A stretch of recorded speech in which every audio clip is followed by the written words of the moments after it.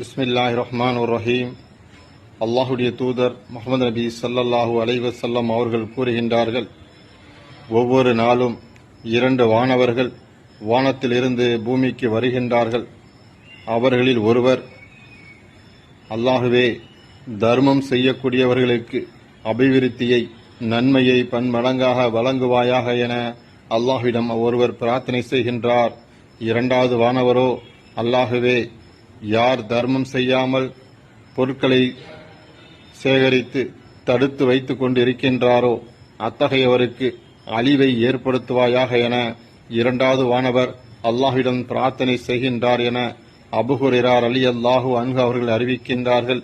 அல்லாஹ்வுடைய நல்லடியார்களே, தினமும் நம்மால் இயன்ற தர்மத்தை செய்து முதல் வானவரின் துஆவில் நாம் பங்கு பெற்று அல்லாஹ்விடம் நன்மையை அடைந்து கொள்ள வேண்டும்.